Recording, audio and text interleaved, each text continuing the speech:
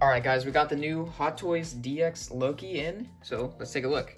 This is a DX figure, but it is not the artisan version because I didn't want to have to pay all that extra for some hair that could have glue in it. So yeah, basically it's just your regular DX box. You got a whole bunch of Lokis running around, Miss Minutes on the back, and then yeah, you take this thing out, and you got the figure inside. So let's get him out. All right, and here is the figure out of the package, and he looks pretty cool. I mean, I guess you could say this outfit is kind of boring compared to his others, but I think it's basically his most iconic moment. So I went with this version of Loki, and I think the costume is really cool, even though it's just like robes. Well, first let's take a look at the head sculpt. So I think it looks good, except right now it looks a bit weird because he doesn't have his crown on. So let's put that on. The forehead is kind of big without it.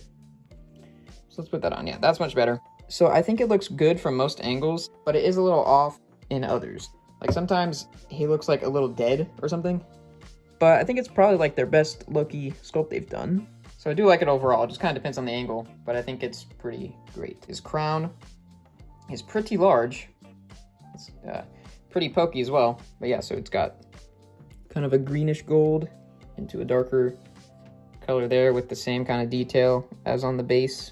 So yeah, that's pretty great. I'm gonna take this off for right now. But yeah, so you have this kind of sparkly part of gold on his, I don't even know what you would call that, this part. You know, you got the sleeves there, which has some like a wrap, this piece going down, and there's a darker green under that. And then this little thing that goes over here. I don't know what to call this stuff, but yeah, and he's got kind of some baggy pants with some little loafer slipper thingies, which is pretty funny. But yeah, those look pretty good too, I would say. Although, it's kind of like they did this thing where it hides the peg, but then if you look from the side, you can still see it. I think you can kind of like try to hide it, but since this has like a cut, it's a little difficult. You can kind of see it sometimes, but you just gotta hide it. So yeah, and then he's got this like cape thing, which is fully wired. It's kind of like a lighter green at the bottom to some darker at the top. And of course, this is the sculpted hair figure, not the artisan. I think the artisan's pretty cool, but I didn't want to spend all that money, so we got this version.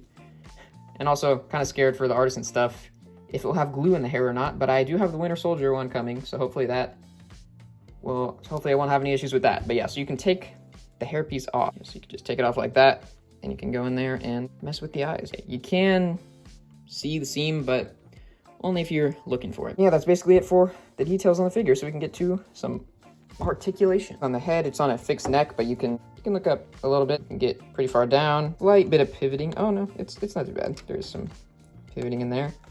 And of course you can turn side to side. Arms can go up to about 90, can go all the way in, pretty far forward, and pretty far back as well. A bicep swivel up there with a double jointed elbow, which goes all the way. Then a regular wrist joint that you can do whatever you want with. Bro, I just pushed in the wrist peg and it wasn't in all the way, and it just ripped, it just broke. What the heck? I've never had that happen on a Hot Toys figure. Wow, I guess I can't use this hand. I wasn't going to anyways, but I'm sure there's a way to get that out, but that is not good. Like, not in all the way, so I just pushed it in more. I guess it wasn't lined up or something. No, because it's in there. And there's a screw there. That's weird. Good thing they give you extras. I've never had to use one. Yeah, I think I'll just deal with that after we finish articulation, but that really annoys me. Now I gotta like get some pliers to get that out of there. As far as the torso goes, got a little bit of crunch forward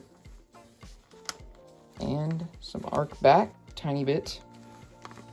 You got twist and slightest bit of pivot. Legs can go forward decently far, go back as well. Upper thigh cut, double jointed knees that go all the way. A regular ankle joint.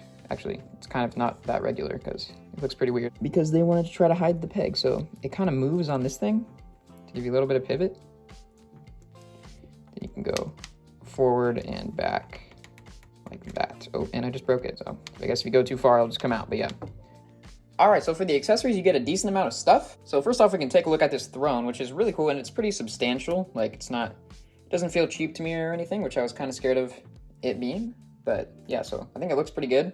And it basically looks like that weird goopy golden throne that he sat on in the show. With that, you also get a base to set it on. And it's this giant base, which I think works for this figure because, you know, you gotta fit the throne on there. So yeah, this is fine. It's got the detail of like the cracked stuff with the gold filling it in or whatever. And then for some reason, they decided to give a flight pole with this, with a clamp thing.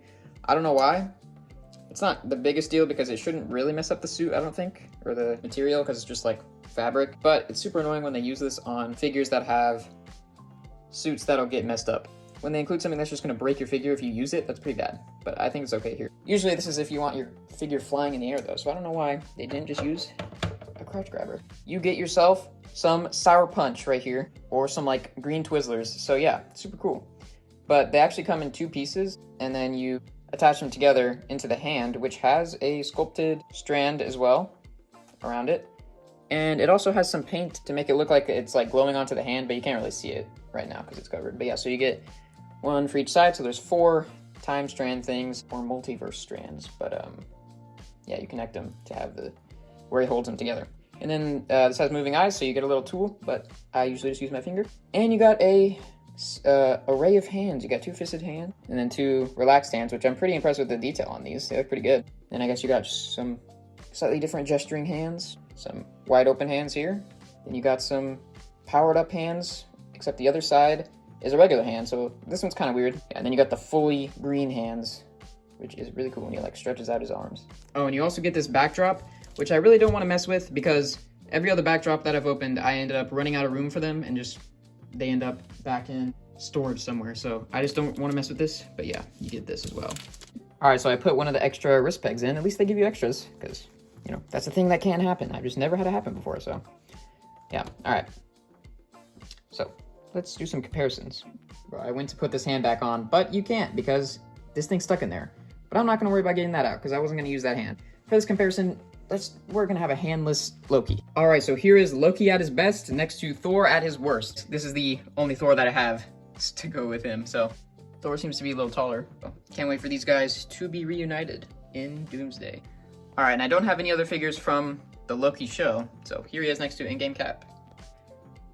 And here is the figure in the only pose that most people are going to do, if you have room. So right now, I've got him in his own shelf, and he'll basically be like this permanently until I run out of room. Then I'll have to probably pose him differently, because I'm gonna basically have this be a Doomsday shelf with like Doom and Cyclops and whoever else I want to get from that. So eventually I could have to have him in more of a standing pose, but he looks pretty great like this. So yeah, so I just got him sitting on the throne. There's more of a close-up of the head. I think it looks pretty great. He's got his green Twizzlers there. 2 pieces, you just peg them into the hands and they connect. So it is looking really cool. So that's about the end of this video, guys. So thanks for watching, and I'll see you in the next video.